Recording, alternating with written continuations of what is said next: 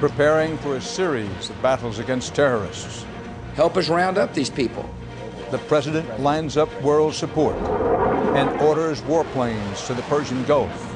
CBS News learns targets may include Saddam Hussein. The money trail. Did terrorists make millions manipulating markets before the attack? And remembering two brothers, casualties in a new kind of war. This is the CBS Evening News with Dan Rather. Special extended coverage of America Rising. From CBS News headquarters in New York, here is Dan Rather. Good evening. U.S. military forces are on the move tonight to be in position for possible strikes against people and governments linked to terrorism in general and specifically the murderous attacks in New York and Washington. President Bush spent much of this day trying to line up international support and the support of the American people for what he sees as a sustained war against terrorists. It cannot be a war without more American casualties. The president will address a joint session of Congress tomorrow night at 9 Eastern Time. Hear more of today's developments. The president ordered U.S. warplanes and missiles to the Persian Gulf for Operation Infinite Justice. The president met with or telephoned world leaders trying to enlist their help. Mr. Bush again demanded that Afghanistan's Taliban leaders turn over suspected mastermind Osama bin Laden.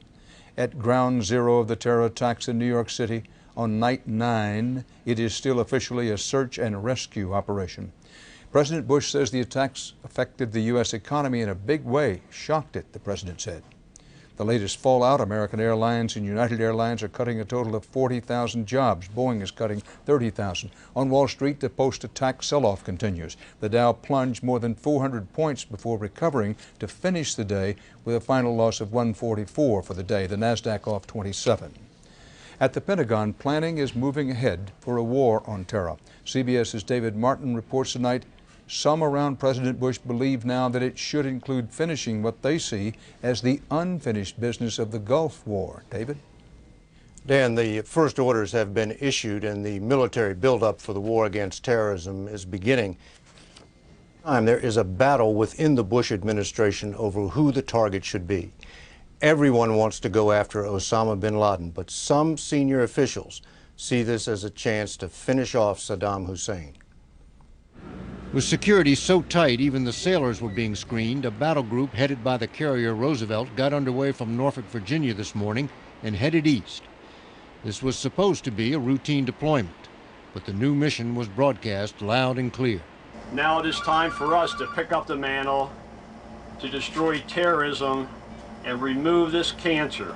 The Roosevelt and a Marine Amphibious Task Force, which is scheduled to get underway tomorrow, are only part of the forces the Pentagon is preparing to move into position. B-52 bombers will be sent to the island of Diego Garcia in the Indian Ocean. More warplanes and reconnaissance aircraft will go to bases in the Persian Gulf. But first, the Air Force must pre-position tanker aircraft in countries along the way to serve as flying gas stations for the combat aircraft. Keeping that so-called air bridge open will almost certainly require more reserve call-ups. And it's just the beginning of a buildup that will also include ground troops, although Pentagon officials refuse to say exactly where all these forces are going.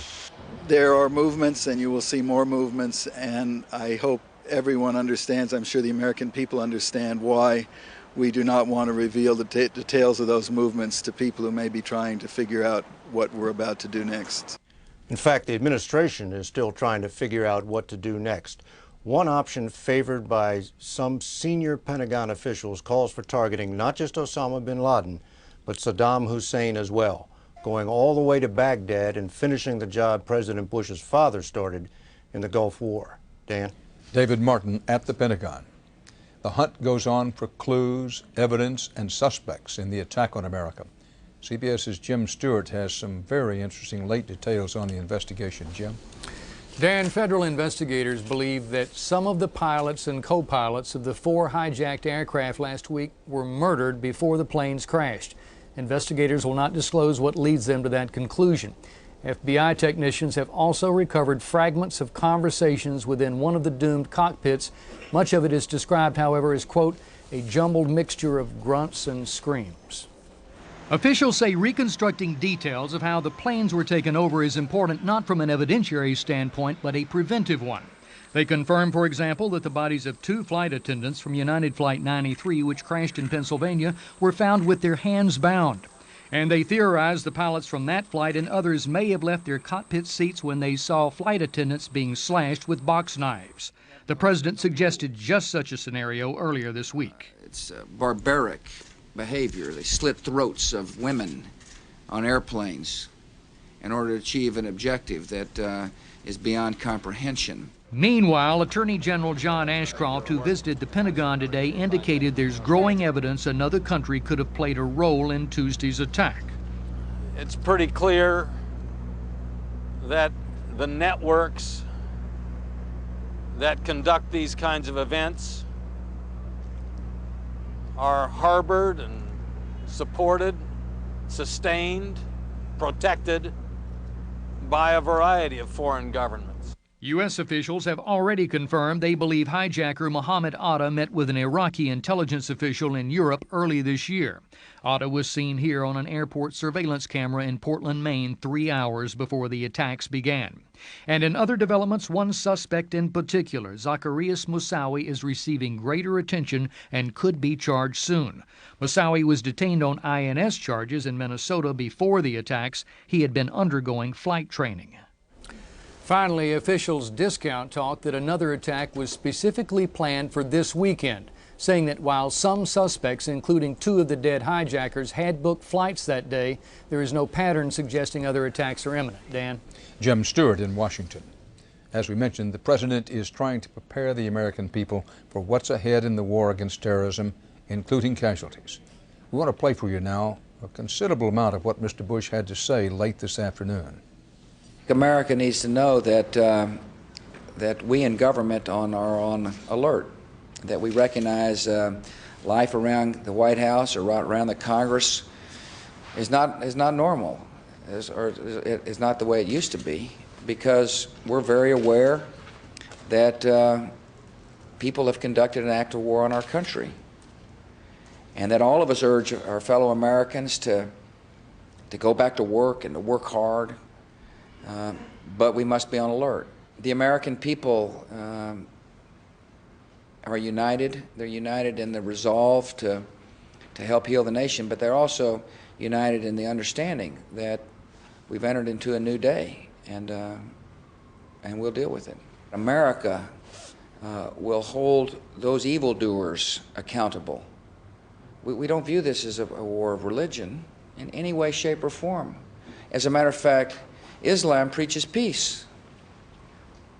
The Muslim faith is a peaceful faith.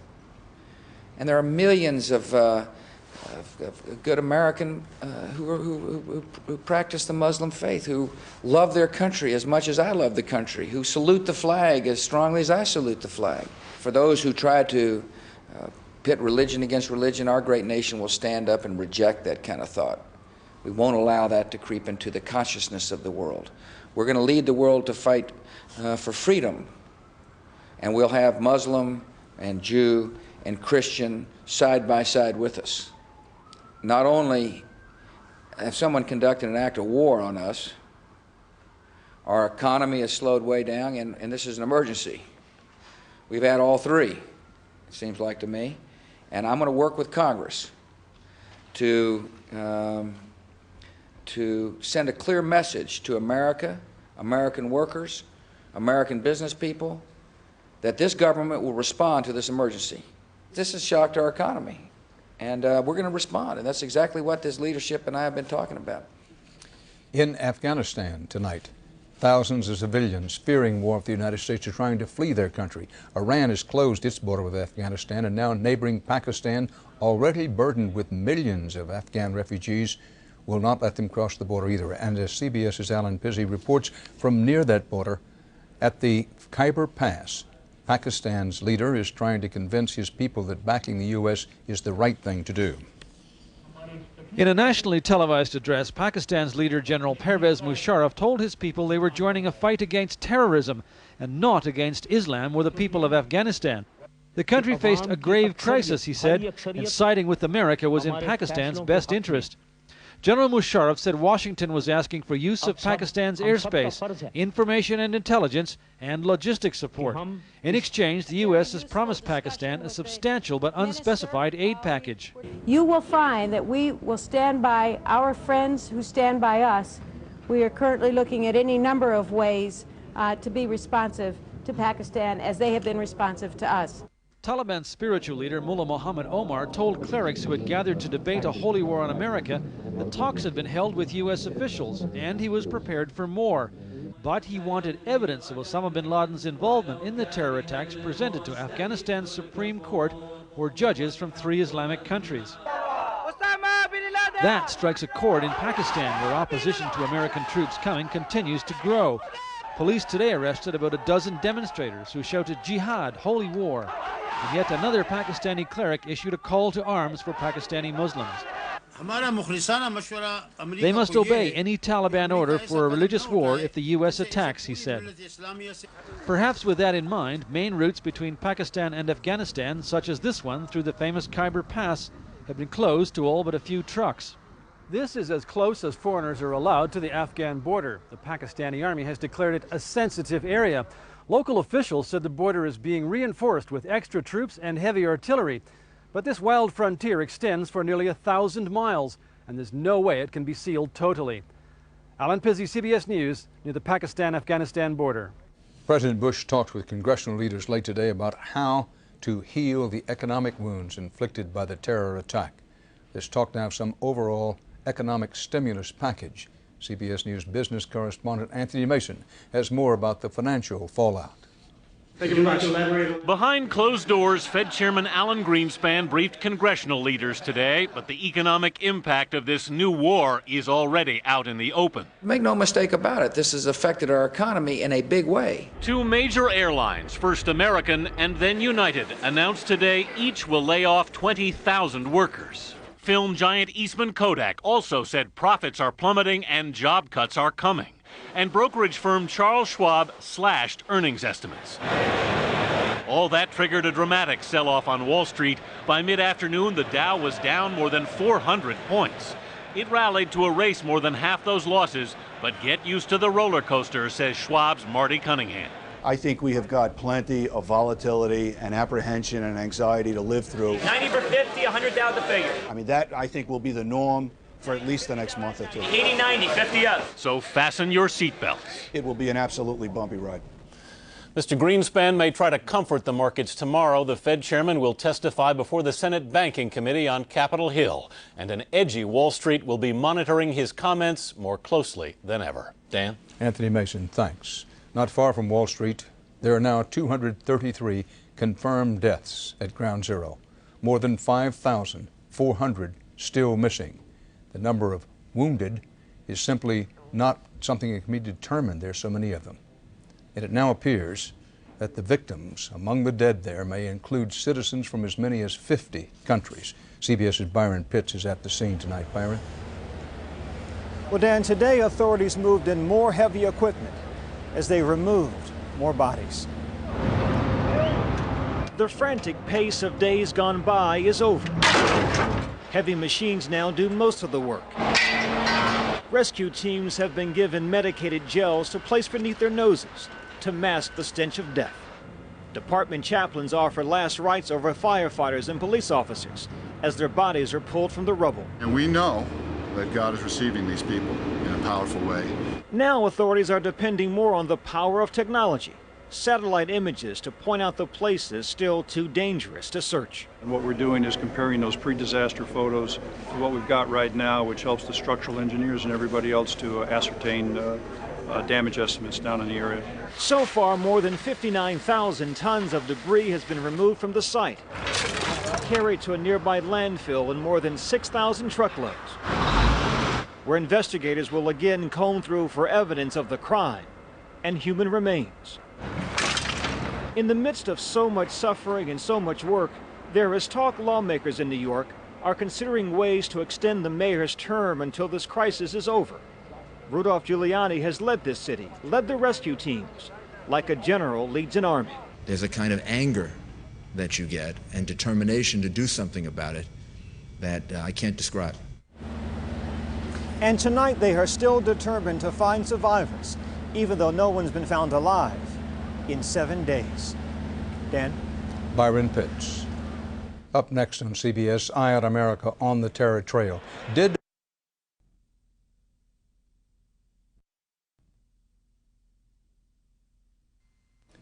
Again today, part of the tapestry of America is woven in sorrow and services for the dead. In Colorado, friends and family held a memorial service for 43-year-old Jason Dahl, the pilot of United Flight 93. Passengers on that flight may have tried to retake control from the hijackers before it crashed in Pennsylvania. There are so many memorials, so many funerals, one after another.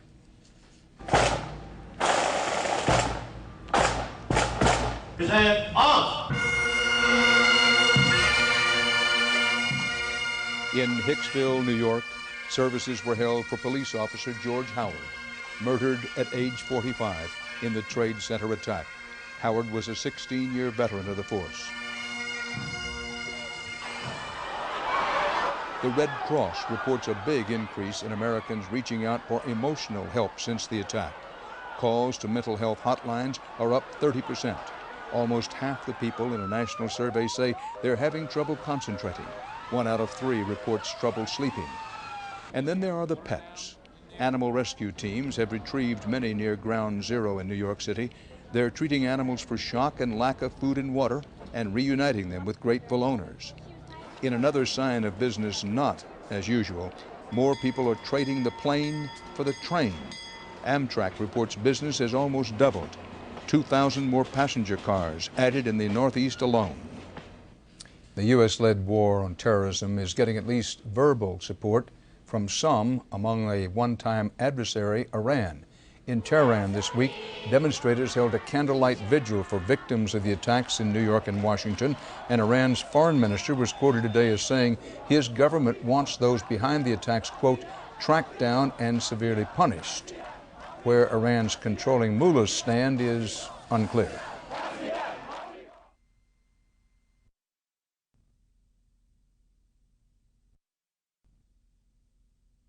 Is hurting, but no sector of the U.S. economy is feeling the pain of the terror attacks more than the airline and aerospace industries. American Airlines and United Airlines today became the latest to announce job cuts, 20,000 apiece. John Blackstone reports this follows word that the aircraft manufacturer Boeing is cutting as many as 30,000. The men and women who build Boeing airplanes are facing a disturbing prospect. 1 out of every 3 workers could soon be out of a job. It's uncertain times. And some who could be laid off can't argue with the reasons. People are going to be afraid to fly. I mean, I'm afraid to fly. I don't want to go on an airplane again. With airlines facing bankruptcy, Boeing says it has no choice but to slow its assembly lines to match sharply reduced demand for new planes. Going from 538 airplanes to 400 airplanes is a tremendous reduction in production capability. Most of the 20,000 to 30,000 layoffs will be at Boeing's huge aircraft assembly plants in the Seattle area. The loss of that many paychecks will damage both the economy and the psychology of the region, says economist Dick Conway. So it becomes a cyclical thing. People hear of layoffs, they become worried, causes more layoffs. That's right. That's right. There is a bit of a tumbling effect that occurs.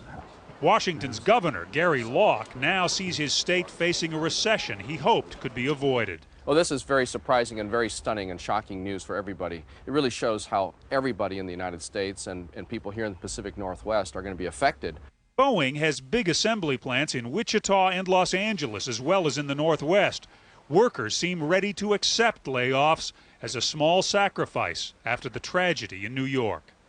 And looking at what those people are going through and what they've lost, the fact that I might lose my job is not really that big a deal. The Boeing workers here have felt a particular pain over the terrorist attacks. They built the aircraft that were turned into weapons and used to kill so many. John Blackstone, CBS News, Seattle. As layoffs come by the tens of thousands at the nation's airlines, Congress is working on a multi-billion-dollar bailout package for the industry. But as CBS's Bob Schieffer reports now, there are strings attached. Bob, tell us about it. Well, Dan, it was sort of a message of tough love that Congress sent to the airlines today. Yes, Congress said, we know you're in desperate financial straits. Yes, we're going to give you some help. But we also want some assurances that this money won't be used to finance executive bonuses. I know you can agree that it's not fair to lay off employees and ask the American people to use taxpayer dollars at a time like this if that money is used for executive compensation. With most bonuses based on profits, a lineup of airline executives said no one would be getting bonuses and that sacrifice would be shared by workers and executives. There is going to be a tremendous sacrifice, shared sacrifice, which we believe is appropriate. It will happen, and it will happen big time. With all the airlines facing bankruptcy because of last week's shutdown, the airlines are pushing for $5 billion in federal aid immediately and more than $12 billion in loan guarantees. As Mullen put it today, they need it now. It is like Friday. I mean, that is the kind of time frame that we need. But even with the help, they stress massive layoffs are still likely. Please, yes or no, if you can. 100,000 layoffs, notwithstanding $20-some-odd billion, if we were to give you your package? That number could materialize, yes, sir. Just after the executives left the room that American made that announcement it was laying off 20,000 workers. A few hours later, United made its announcement it would lay off 20,000 too. Now, there's every indication, by the way, that Congress is going to grant this financial aid, but it may hinge on whether some of the airline executives are willing to take pay cuts. Dan? Bob Schieffer on Capitol Hill. In the complicated battle against terrorism, the Justice Department is seeking new and expanded surveillance powers. This raises some constitutional questions, but the U.S. government has already put into effect new powers to detain without charges some potential suspects. And as CBS's Wyatt Andrews reports, the number of detainees is growing. The administration is asserting emergency police powers to detain immigrants for any reasonable period without criminal charges. The proclamation from the Attorney General gives the FBI time to question the 115 detainees now in custody. When circumstances require us to use the full force and effect of the order, we will do so. I make no apology. I make no apology for being forceful. The FBI hopes to gain leverage over any accomplices of the hijackers who might still be in the country on expired visas. Last week, the FBI held these two men on immigration violations in Texas while gathering the evidence naming the men material witnesses. The administration is also proposing what it calls the Mobilization Against Terrorism Act. Under it, the Attorney General would have powers to, quote, certify that an alien might facilitate terrorism or endanger the national security. That certification could not be reviewed by any court. In fact, habeas corpus protections against unlawful detention would be suspended until the certified suspect faced deportation. Somehow that person needs to be able to defend against the evidence. Civil libertarians and immigration lawyers believe it's pushing the Constitution to restrict court review. What those terrorists last week exactly intended to accomplish was to bring America to its knees. And we need to guard against doing that to ourselves. The immigration status of the hijackers is also being checked for what that might show about vulnerability. Several of the hijackers' visas had expired, a condition called out of status. Those hijackers were never tracked down because the truth is millions of immigrants might be out of status at any given time.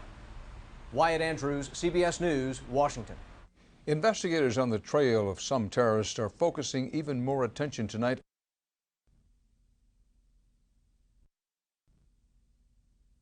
Same firm at the World Trade Center. They were born 10 years apart, but as CBS's Lee Cowan reports, they died together and were mourned and remembered together. On a tree-lined, flag-lined street, in a neighborhood like so many others this week, grief has come to pay a visit. And sometimes it visits more than once. I just want to be there for my sister and her children. Lynn Stevens has watched her sister say her final goodbyes to two friends in 3 days. She has another memorial service tomorrow, today yet another. This one for her best friend of all. They had a wonderful, wonderful marriage. Truly wonderful. They adored each other, and he was her best friend. Joseph Shea was one of nearly 700 employees of Cantor Fitzgerald, killed when their offices more than 100 stories above Manhattan dissolved into rubble. But like the towers, for the Shea family, sorrow came in pairs. Joseph's younger brother, Daniel, also worked for Cantor Fitzgerald. He and his brother went to work side by side that Tuesday morning. Today they were remembered the very same way. To my brothers, to my best friends, you will live in our hearts forever. Sorrow found siblings on nearly every floor. The Egan sisters, Samantha on the left, Lisa on the right. Both worked at Cantor Fitzgerald too. He's just one of 700. Even the company's chairman lost his brother in the attack. I have so many wives and husbands calling me. We are just driven to take care of them, and I can't think of anything else but taking care of them. And with hundreds of funerals for the company still to come, the goodbyes have just begun. It's endless, isn't it? Yeah. Today, Joe and Daniel were remembered for living life well, as businessmen, as fathers, as husbands, and as brothers. Lee Cowan, CBS News, New York.